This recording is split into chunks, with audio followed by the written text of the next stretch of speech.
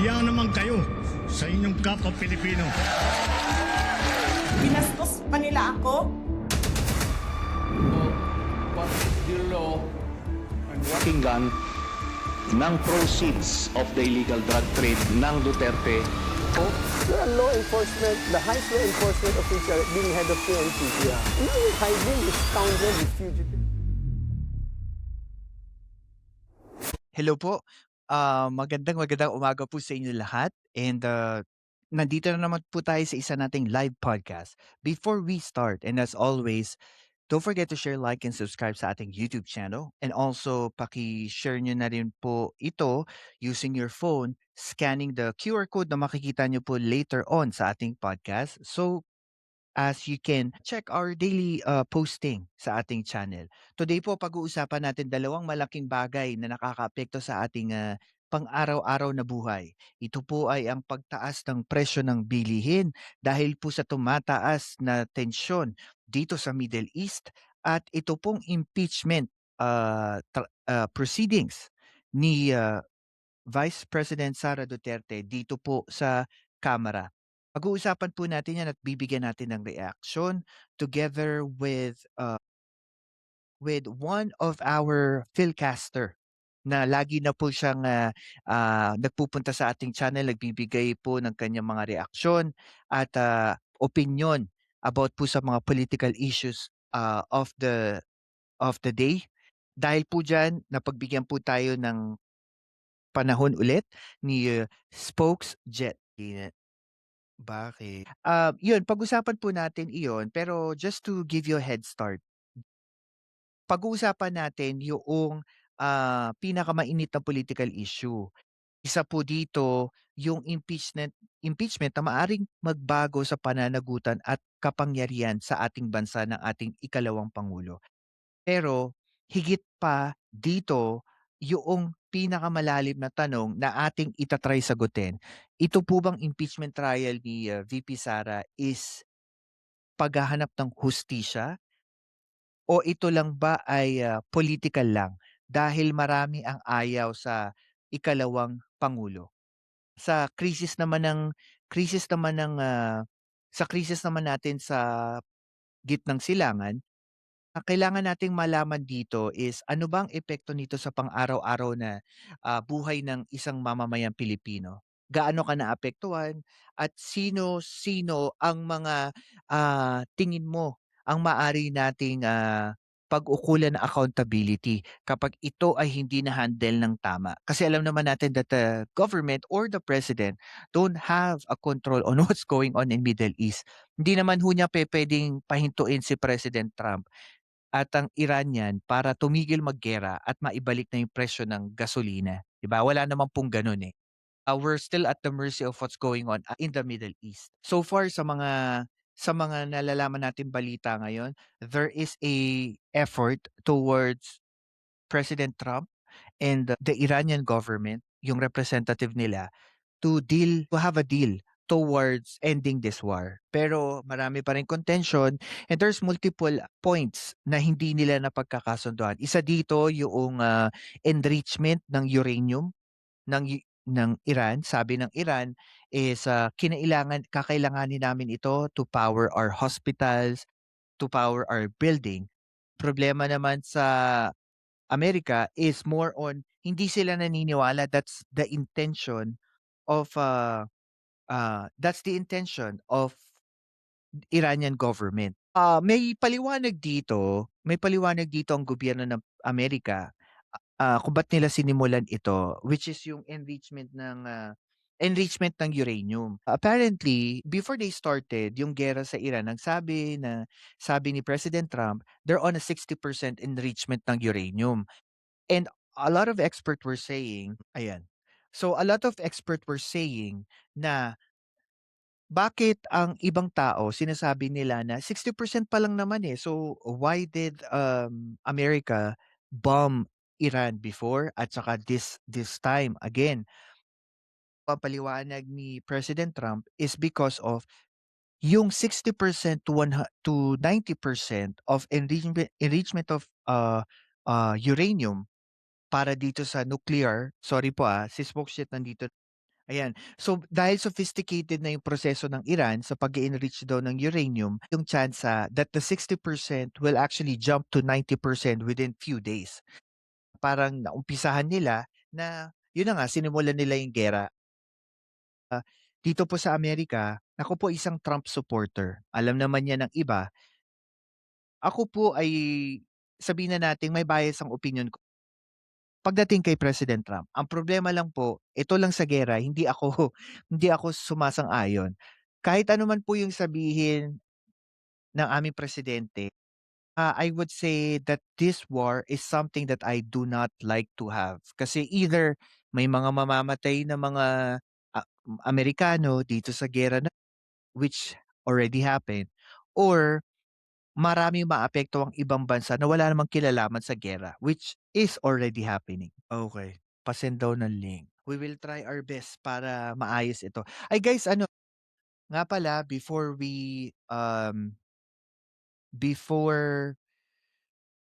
before before we continue dito sa live natin, this coming few days may mga guest na babalik or darating.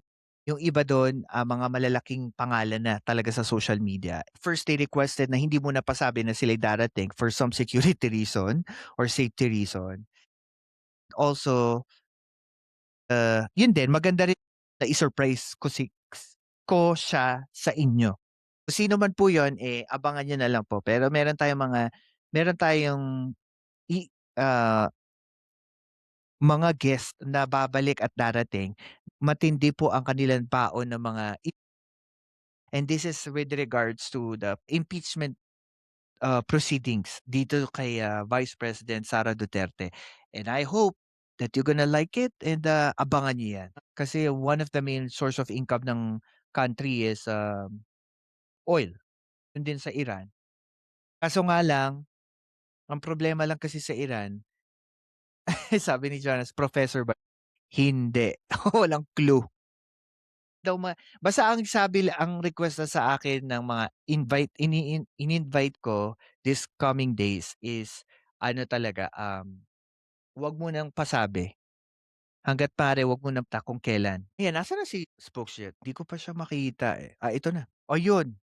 Hello. Hello.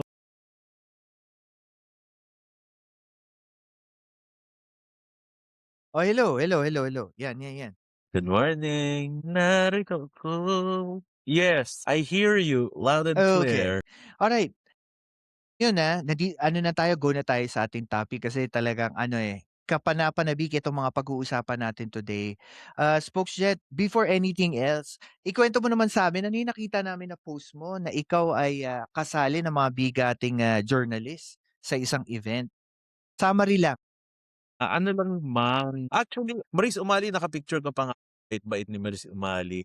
Yeah, actually that event was the fourth National Campus Journalists Convention. Nakapag inano uli ako, speaker, go! At saka proud ako na ang Ilocano Educator Show is um,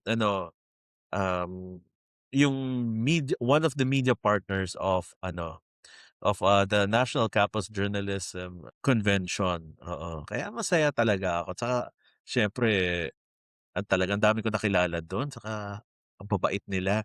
Oo. Tapos yung ano talaga, hindi ko akalain maraming mag-attend news writing. Tanong-tanong ako, sabi ko, ano, mag-attend ka news writing? Sabi ko, opo, mag-attend din ako eh. Di nila alam ako yung speaker. Nag-aano lang ako, sabi ko, ako mag-attend din ako. Di nila alam ako yun. Alam mo, sabi Oh, ko, 'di ako ba? speaker. So Hindi, ano sila. so alam niyo na si Oo. Spokesjet ay, isa sa mga bigatin nating guest sa ating channel. So hindi siya sino-sino lang, 'di ba? Literally din, bigatin itong braso. Okay. Think from our first topic Yeah. muna, let's touch base dito sa impeachment, proceedings dito sa Kamara ni Vice President, Duterte. Ano po sa tingin ninyo ang, pinaka-purpose ng impeachment proceeding against the Vice President? Against the itok-itok girl, the Shimonette Queen. It's nothing political. Because tingnan nyo, mga kaalyado lang ba ni PBBM ang naghahain ng impeachment? Hindi. Karamihan sa mga naghahain ng impeachment ay yung taga-opposition. And of course, kaya dinadaos yung impeachment is that Sarah has to be investigated for Spokesjet, her non-compliance with the... Yeah. Hello? Yeah. Spokesjet, She nagpuputol-putol has to ka. be investigated. Karig. She has to be investigated. Oh, sige. Okay, putulin ko muna dito sa laptop yun. Nakadata ako. No? Ayun. Wi-Fi na uli. Ayun. Ayun, phone ko Ayan. na lang. Eh, Ayan, okay na ba? mas okay. Diyos ko, ayun Sarah, no, na ayaw ni Sarah na mag-comply, no, sa directive ng House of Representatives to explain where her confidential funds have gone. And also yung pagbabanta niya sa President, sa First Lady, at saka sa former Speaker of the House. Of course, yun yung grounds for impeachment. It's nothing political. To talaga Sara Delulu. Well, Persecution? Ano yun, victim naman complex? natin, di ba, that supporters of the Dutertes always have an issue with the government. Whatever's going on, di ba? Absolutely. Lang na para bang wala nang ginawang tama ang... And I think another question that people were asking, do you think po that the government can handle two political issues at the same time?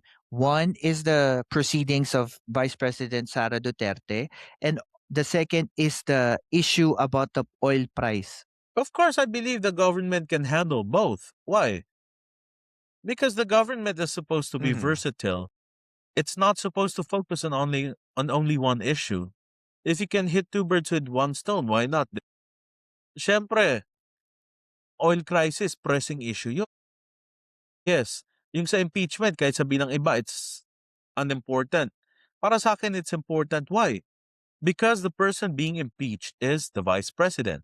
And the Vice President is supposed to be an exemplar when it comes to civility and good attitude, di ba? Asal hayop ka Sara eh. Ikaw nagdulot ng sarili mong kapahamakan eh. Kaya dapat you have to be dealt with because you are as incorrigible as a wild bear. You are as vicious as a Komodo dragon.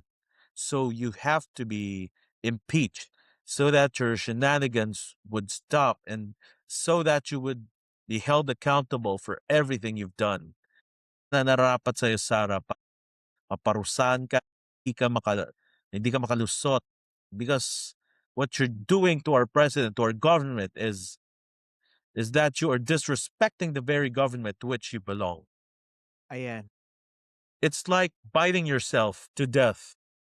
Ayan, sana okay yung sound sa pasensya nyo na. Mukhang merong disruption. Yeah. Po yun, background sound po ni Spokesjet. Opo, kung naririnig nyo may mga sasakyan or whatsoever, it's a background noise. Wala na po tayong control, pasensya nyo. Ganun po talaga, wrong timing tayo. Oo. Okay, sana po, basta dyan lang kayo, support lang kayo, support lang kayo. Gagawa po namin yan. Naman. Gawa Thank namin you. ng best para maitawid natin itong podcast today. Spokesjet, do you think that the impeachment trial ni Sara Duterte overshadowing yung pinakamalaking pressing issue sa bansa, which is the oil price? No, not at all. They're two different issues. And would you believe naman dito sa impeachment trial or proceedings, yung bang pagsusubpina ng dokumento at mga witnesses, does it justify to be politically motivated? Never. It is not. Why? Because we're talking about fairness. We're talking about objectivity. That's why yung subpoena is not politically motivated. Tingnan nyo sa korte, pag pinapasubpoena ang isang witness, ito ba yung may political motivation? Wala. The only motivation is the truth. Kaya pinapasubpoena yung mga evidence. And Spokesjet, ito pa, some of the critics of the Committee on Justice, ang sabi ng mga kritiko is that by by issuing subpoena for documents and witnesses is another example of fishing expedition. Dahil kapag nagsubpoena ka, naku nawala na naman, pasensya na po sabi ko nga technical issues kapagka naka-live tayo. Tutuloy ko lang, yung sinasabi kasi ng mga kritiko, yung ginagawang pagsubpina ng dokumento at mga witnesses ng Committee on Justice sa Kamara ay isang halimbawa daw po ng fishing expedition. At ito daw po ay makaka-harm ng proceedings kasi para lumalagay, walang ganong matibay na ebidensya ang Committee on Justice. At ang sinasabi nila is that ito daw ay makakaapekto din sa fairness ng proseso dito sa impeachment proceedings sa Kamara. Okay, sana makapasok na si Spokesjet. Mukhang to some reason hindi siya Ay, Sarah, ayan, inaantay Sarah, lang natin. ikaw, Spokesjet, hello, ayan, hello. andito ako. Sarah, Sarah, Sarah, buhay ka ba? Okay. Habang inaantay natin si Spokesjet, tuloy lang natin yung Andito ako. pinag-uusapan natin.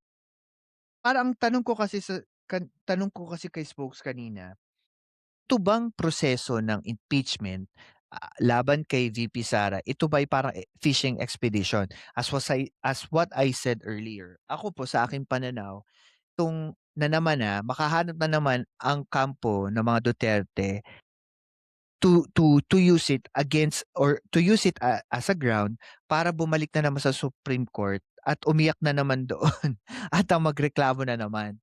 Kasi yan ang kinakatakot ko because of maari kasi ngang tama din, baka ito'y isang fishing expedition na wala naman talaga silang ebidensya, magpapatunay lang siguro doon itong mga dokumento na ipapakita na. Ang takot ko lang din naman if ever naman hindi natin masupina itong mga dokumento at saka mga witnesses na 'to, sino naman ang magpapatunay ng validity ng complaints? Conflicting idea para sa akin. Pero siyempre tandaan po na this is not yet the trial. Ang trial po ay nangyayari sa Senado, Kongreso. So ang ginagawa, sabi nga po paliwanag ni Professor Ronald Simbulan kahapon, yung nangyayari sa Kongreso um, is part of like a preliminary investigation. Doon lang tinitignan kung magkakaroon ng magandang basehan ang isang complaint sa pangalawang pangulo para dalhin sa Senado at kung ano yung mga ebidensyang ihahain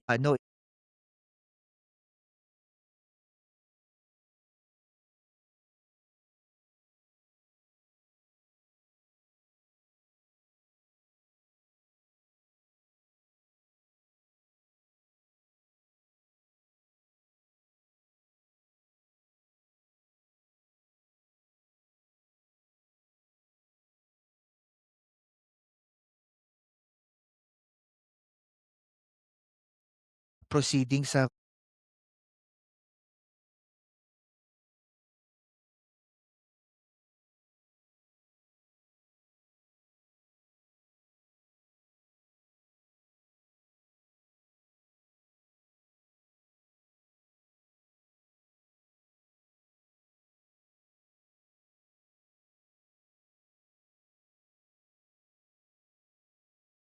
sabi nga nila preliminary investigation proceeding, 'di ba? Antayin lang natin sa spokesjet parang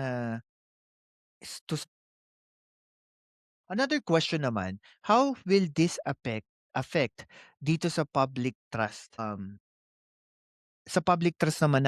sa ating mga institusyon, especially the Congress, para mapakita natin sa taong bayan that we're working on due process, na binibigyan natin ng fairness ang partido ni Sara Duterte. Ako po para sa akin, there is no doubt for me na yung Committee on Justice already given everything that they can to show na merong due process, especially do'n sa hingi nila ng sagot sa ikalawang pangulo para sagutin yung mga naihaing complaint sa kanya.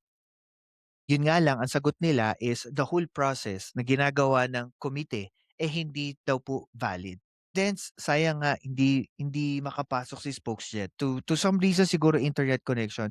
Pero kapagka nandiyan na siya at, makakapasok siya ulit, we will, try to connect him right away. So yes, it will affect public trust, but I think magkakaroon ng malaking divide with these proceedings na siguro ang tingin ko diyan, mas malaki yung magiging against na ngayon sa ikalawang pangulo. Kasi 'di ba they always cry out loud that there is no due process, hindi sila pinakikinggan. Eh, ito nakita natin na pinakinggan, binigyan sila ng pagkakataon.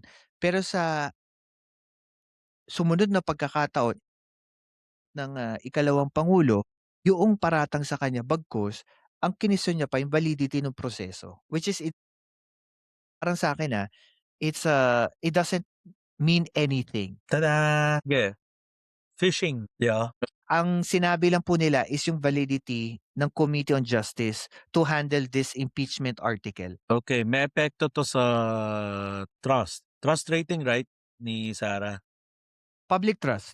Public trust. Eh, may epekto kahit papaano sa public trust. But if you are judicious, okay, you're judicious, and you know how the Committee on Justice works, and if you believe they are right, then it wouldn't affect how you trust them. Because itong si Sarah, kaya lang naman sinasabing fishing expedition yung paghahanap ng yung pagsusupina sa kanyang mga documents at iba pa yung mga evidence, is because she wants to derail the investigation. She wants to implement delaying tactics in order for the impeachment to stall. Yun lang naman na nakikita ko dito. That's what her Yes, camp wants. and I think, yung sunod nga na question ko po sa inyo, Sige. there is parang a timing strategy here. Ginagawa na nila noon pa lang sa dahig. Hangga't kaya nilang mag-stall, hanggang kaya nilang mag-pause or pahabain yung proseso na ito at gamitin nila yung simpatya ng publiko, gagawin nila hangga't kaya nila. And I think deliberately, hindi na pwedeng sa kampo ni Vice President Duterte that they're not giving any process. I know, because they've been used to that. They only want to manipulate the process in their Si Spokesjet, antayin lang natin ulit si Spokesjet na makabalik. Guys, pasensya po this is usually what happened sa live podcast natin, especially with our guest that has some technical issues, pero we will try to put him back. Sana makapasok si Sa akin, the most pressing issue right now is the oil price. Either you are pro or anti Duterte, lahat po tayo tinatamaan nitong oil price hike. And I think that kung prioritization lang naman ang pag-uusapan, and if this is how the people or the government would like to manage yung situation ngayon, para sa akin po, we need to prioritize yung problema sa ating oil. Kasi po, na pag-uusapan na rin po, and I think sa mga updated na rin sa balita that the government already placed a 45-day buffer para sa ating supply. At pag natapos na po yung 45 days na yon, kailangan na po ng gobyerno na makahanap or before pa nun, makahanap na tayo ng ibang source of oil. I think isa sa mga bansang inahanapan na ngayon ng gobyerno is yung bansang Russia, China, Singapore, Aray ko, Russia. at South Korea para maging source po natin ng oil. Kasi napaka-importante po. Tandaan nyo po that oil or gas is considered as a national security. Kasi kung magtuloy-tuloy ang giyera sa gitnang silangan at magkulang tayo ng langis at maubusan tayo ng langis, ito po ay national threat. Kasi marami tayong mga adversary, marami tayong mga sabihin na nating kaaway, lalo na sa West Philippine Sea like China, na maari pong i-take advantage itong kahinaan natin and to use it against us. So importante po itong malaman natin that this is how it will affect us, and this is what the government is doing. Para po sa akin, mas importante po kasing i-prioritize sa ngayon, mas i-prioritize ng Kongreso at Senado itong nangyayaring krisis. Kasi even the government is saying that normally 15 days lang yung buffer na binibigay kapagka nagkakaroon ng issue lalo na sa supply ng oil, especially because of a war. Pag pagka daw lumagpas ng 15-day buffer, ibig sabihin we are using more of what we can actually have para sa ating supply. Kasi may demand pa rin. Meron pa rin tayong demand ng krudo kahit anong gawin natin eh. Meron at meron. Ang problema dyan, paano kung mas lumala yung tension sa Middle East, 'di ba? Hindi naman po pwede wala tayong krudo. Eh, kailangan po yan. Kahit saan naman po, until now, lahat yan ginagamitan natin na gas or krudo. Nai-imagine ko paano kung bobo ang naging presidente at hindi si BBM. Yung 4 na taon wala na tayong makain. Alam mo Jonas, hindi ko masasabi kung anong mangyari 'no, kasi hindi naman natin na-try. Hindi naman tayo nabuhay sa yung iba ang naging pangulo tapos 'di ba? Tapos ngayon. Hindi ko masasabi 'yun, pero I think na under PBBM, I think meron tayong laban. Meron tayong laban para maka-survive. But meron lang akong meron lang akong reservation. Ang tatahaki nga lang ng ating pangulo is yung makikipagkasundo siya sa China para maging source of oil or krudo. Kasi hindi ako nagtitiwala sa China eh. I think they are only there to be an opportunistic country. Na kapagka nakuha nila yung simpatya mo, just like what happened to the Duterte, they will take advantage of it. Yun lang naman ang akin. Pero Russia, Singapore, China, South Korea, okay lang. Okay lang naman sa akin. Okay na, Spokesjet? Okay. Alright. Sige, let's go. Let's go dito sa pinag-uusapan natin. Sa tingin niyo po, paano naapektuhan ang stability ng bansa? Security-wise, demand sa supply ng ating krudo sa bansa. Okay, we're not only talking about economic security but also national security. Kasi kapag National security. natuloy yung kikipag-usap ng Philippines sa China, ay naku, wag ako. Napag-isip-isip ko that China is a traitor. China will take advantage of us. Philippines muna. Dapat maghanap na lang ng ibang mapakukunan. Yung matagal ng bilateral relations, positive, walang halong pagsuswapang. Why? Because if we're going to sleep with the enemy, then the enemy would devour us, diba? Eventually. Magugupo Yun nga po tayo. yun nga po yung spokesman eh, yun din yung parang kinakatakot ko eh. Kasi I Yeah. know we're in a crisis eh. And Yeah. a lot of economic analysts were saying that the Philippines is on a red flag. Na kung hindi makahanap ang gobyerno ng ibang kukuhaan ng source of crudo and nasa immediate threat na po tayo. And we all Medyo. understand, we all know and we all understand that China is there waiting for the right moment. Yeah. But we cannot And I trust think, China easily. pero yun nga no, so I hope na hindi sila mag-ano talaga sa Russia. I hope President Marcos will take Russia as the least country. Sana mag-exhaust pa siya na iba pang, 'di ba, pagkukunan Yeah. ng crudo. Isa pa na gusto ko ding malaman sa inyo po, ano naman ang risk naman nito sa international policy? Especially we're on the process of in a part of like being in balance dahil may pangangailangan tayo which is yung crudo. Pero because of this, we will need to ask for other countries help. Tingin niyo po ba magbabago ang international policy or kailangan magbago? We have to look for other sources. Kung pagdating naman po sa credibility ng ating gobyerno sa kanyang pag-handle ng krisis sa crudo sa ngayon, do you think there is an effect on the credibility of the government? Yes, of course. Why? Because difficult times reveal who we really are.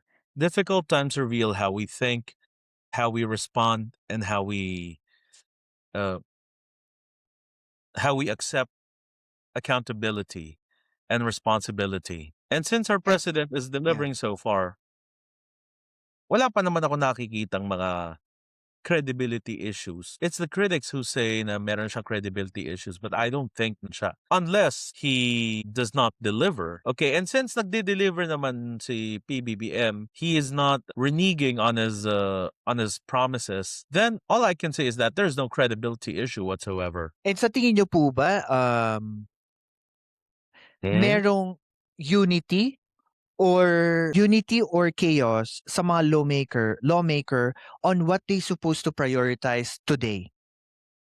Dealing with oil prices versus impeachment trial of the Vice President. Meron akong nakikita na problema. Ito kasi sa akin divided sila. Dapat meron silang united stand and dapat tutukan muna nila oil crisis. Pero hindi ko sinasabi na huwag ituloy ang impeachment ni Sara. Ituloy. Maghanap lang muna kayo ng maraming ebidensya para matuloy ng impeachment. Para kahit habol pa sa tambol mayor si Sara Tamba, wala nang matatapos na rin ang boxing, di ba? Pero matagal-tagal pa yon dahil impeachment is no joke. Bakit? Ilang buwan ba nagtagal ang impeachment ni Bill Clinton? Buwan din yun, matagal din yun. So, kailangan unahin muna yung sa oil crisis. Yung kay Sara, that can wait para sa akin. I realize that it can wait, but it will definitely happen. We just don't know when. Yeah, and dito na rin sa impeachment, do you think this will reshape sa laban sa 2028 election, knowing that the Vice President already said na siya'y tatakbo ng pagkapangulo? Yes, of course. Things are unpredictable sometimes. When it comes to yung sa shaping of the 2028 race, who knows? Baka mamaya hindi na pala patakbuhin si Sara kasi malay mo, pumabor sa atin ang hustisya, di ba? Malay mo, hindi na siya patakbuhin, hindi na siya tatakbo pag pumilit pa siya. Anong mangyari sa kanya? Di sino ang mapapahiya? Di siya. Alam mo, Spokesjet, minsan naiisip ko, it's not, I think itong impeachment na to, ang talagang gusto lang talagang gawin ng mga nag-complain sa kanya, ay hindi yung tumakbo siya o hindi siya tumakbo bilang Pangulo. I think yung gusto nila i-push dito yung credibility na dapat malaman ng tao na wala naman talagang credibility si VP Sara to even run as the president at the first place or vice president from the very start. Medyo nakikita kong ganung anggulo. But they have to recalibrate their aim. And their recalibrated aim must be, okay, to censure Sarah for her demonic behavior, for her vitriolic speech, and for her Ayun, nawala ulit si Spokesjet. Tayo ay humaharap sa matinding pagsubok ngayong podcast ang nawawala si Spokesjet. okay na. Ayun, we Okay. want to censure you, Sarah. We want you to be penalized for your indiscretions against the government and the people. Yung paglulustay mo ng pondo is one, and it's the major one, and another is disrespecting and plotting against the president. So you have to be penalized as well because that's serious. Because drastic actions come from drastic words, and jokes are half meant. Totoo yan, Spokesjet. Alam mo, ang nalungkot lang ako kasi sa totoo lang sa issue na to, VP Sara, niya masyado yung standards ng pagiging vice president. Correct. Kahit papaano naman lawyer ka, alam mo Tama. naman siguro ang prestige ng isang vice president of the Philippines. Ang taas ng standard mo. Tapos Tama. itetreat mo yung pangulo at first family. May bastos na Diba? babae. Kaya nga alam mo, minsan nga parang yung mga galit or anti Duterte, lagi nilang pinupunto, ganito kasi si Duterte, ganyan kasi. Pero ang hindi nakami-miss ng karamihan is that Sara Duterte is the sitting vice president. And whatever she said, she represent the office of the vice president. Kahit sabihin niyang hindi niya nire-represent yung opisina. Parang loko-loko, parang sa kanya lokohan lang na naging vice president siya. Yun yung naiinis ako doon. Yeah, that's true. She should avoid doing that. Yeah, and yun yung parang nakakalungkot dun, and I hope people will understand why a lot of critics were saying na dapat i-push na ito even if there's a lot of things going on in our country, kasi hindi natin nakikita yung standards ng sitting vice president natin, kung ano ba talaga ang dapat niyang tayuan pagdating sa mga mabibigat na issue sa bansa. Kagalit ka, iba-vlog mo na lang agad, 'di ba? Hindi naman ho siya private citizen. So, yun yung parang nagiging issue. Ayan, nawalit si Yes. Spokesjet. Totoo yun. Ayan. That is Sunod natin very, very true, pag-usapan, eto Billy. po bang Hindi naman natin um, maitatanggi na proceedings ni Vice ano President Sara Sarah is Duterte? used to wielding her own power. Tingin po ba natin this is only for getting the accountability for the sake of the Vice President, or a political maneuvering? Para sa akin, this is a two-prong answer for me. First is, this is a political maneuvering kasi dito natin makikita, alam po natin that impeachment proceedings is a process of political influence ng sitting president. The same goes as the other impeachment trial na nangyari before, na kapag ka may timon ng presidente at may mga direksyon ng presidente from Malacanang, malaki po ang tsansa na talagang mai-impeach si VP Sara Duterte. Diyan natin makikita yan. Second, yung accountability. Ako naniniwala ko that this all stems from accountability issue. At ang nalulungkot lang ako, isa kasi po doon sa napag-uusapan doon yung threat na ginawa ng ating Vice President to our President and the First Family. Di tulad nung sinabi ko kanina, kung makikita nyo, it's just, it's very unfair for the office ng Vice President na ibaba ang standard na yun ng ating sitting Vice President Sara Duterte. Kasi 'di ba, yung magmura ka, i-threat mo, 'di ba? Para sa akin, it's common sense na dapat hindi mo yun gawin, knowing that you are also a lawyer. 'Di ba? Yun man lang, kahit papaano, sana nagkaroon ka man ng konting respeto sa opisina mo, 'di ba? We all know ang Vice President under our Constitution, ano yan, spare tire. Totoo yun. Pero at the end, hinalal ka pa rin ng taong bayan to represent them as the Vice President. So, you have this utmost standard to follow the rules, follow the ethics. I think dito na tayo magja-jump into our last part of our podcast. Talagang pagpasensyahan nyo na po, may mga technical issues pagka sa live podcast natin.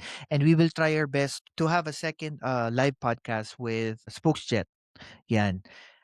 Kung makabalik pa siya before we end, we can still talk dito sa mga topic na hinanda natin. Yan. At ayan. Dahil wala pa si Spokesjet, magbabasa ako ng mga comment dito. Ayan, sabi ni Jonas, meron na daw dumating tanker galing Russia, and apparently parang hiningan daw ng permiso ito kay President Trump. I don't know about that. Ganoong treat lang kung sa Amerika baka 5 minutes pa lang pag-upload nun, may FBI sa pinto. Baka. Okay, last topic natin today. Paano kung mag-worsen yung crisis both sa impeachment trial ni VP Sara kasi lumalabas na yung mga evidence, and there's a big dismay sa publiko at hindi naging maganda ang naging epekto nito dahil nakita yung totoo, and nag-worsen kasi tumagal yung crisis sa Middle East, tapos paunti ng paunti yung supply natin to a point na we might even try to talk to China for this. Ano ang pwede mangyari? Ako, para sa akin, na nakikita ko diyan, magkakaroon tayo ng maaaring ma-disrupt yung ating foreign policy, ba? Maaaring ma-disrupt yung foreign policy natin sa ibang bansa. Kasi naniniwala ako that there is bilateral foreign policy na meron ng Pilipinas sa iba't ibang bansa. Pero I think even if we are strong in our commitment to other countries, if the country needs something emergent at kinakailangan talaga, there are situations na maaring the President Bongbong Marcos, will adjust the terms and condition sa ating mga foreign policy sa iba't ibang bansa. Ang takot ko lang, and this is my personal opinion, is that when time comes that the president handled this situation with the country of China, ako po'y tutol. Ano man po ang maging rason ng ating gobyerno pag dumating sa ganung punto, personally, tutol po ako. Dahil hindi ako naniniwala sa sincerity ng China, and naniniwala ako that China will take the opportunity to take advantage of us when time comes na ganun yung mangyari. Pero I doubt nagagawin yun na ni President Bongbong Marcos. I doubt it. Pero kung mangyari lang yun, I will say that I don't support the president for that sake. Okay, yun po. Pagpasensyahan nyo na po, there are a lot of technical issues na nangyari sa atin today. Pero magkakaroon tayo ng next episode with Spokesjet for sure, with a better connection. So, ano ba masasabi natin dito? Sa ganitong panahon, hindi lang desisyon ang mahalaga kundi direksyon. Sa gitna ng sabay na krisis, na pagsubok ay hindi lang pag-survive, kung hindi malinaw na pamumuno at tiwala. At ako po naniniwala ako sa ating Pangulo that he will surpass this problem. We will survive as a country na ito. Kasi po tandaan nyo po, when the president succeed, country succeed. When president fail, the country fail. So yun po, sana ipanalangin natin na magampanan ng ating Pangulo yung tungkulin niya sa mga Pilipino na ma-survive talaga natin itong crisis na to. Yan. Okay, Spokesjet, nandito na tayo sa last part. Yeah, sige. Okay, so ano ang I think the question that I had Yeah. was kung Credibility. nakikita ninyo, na-foresee ninyo Second, to be realistic, magkakagulo, lalong-lalo na sa issue ng crudo. Why? Kasi ang crudo at langis, yun ang pangangailangan na talagang magmamarakulo at magagalit ng mga tao. But I believe the BBM government will not, it will not be inactive. Rather, it will take various steps in order to quell the possibility of having both issues reach the boiling point. Yeah. Alam mo, Spokesjet, paputol-putol nga tayo ng internet connection Oo nga, kanina. Sa mga listeners po, pasensya na. Normal lang po talaga sa live, ganyan. Pero we will all try our best para ma-work out yan for our future podcast. Spokesjet, ano naman po yung masasabi niyo sa mga listeners that hoping that this crisis will be survived by the country and the president? Okay. Definitely, we will survive the crises. Why? Because we're known to be resilient. And of course, we have a government that is working so hard to provide Filipinos a much better life. But of course, I'm not saying that every day we're on a bed of roses. We're not. In fact, we're not on a bed of thorns. That's why we have to believe in our government. We have to support it instead of accusing it unfairly of so many things. We have to keep an open mind and sometimes reflect on our actions or inactions. Are we contributing to the worsening of the issue or issues? Sana nakakalimutan natin mag-isip. Yes.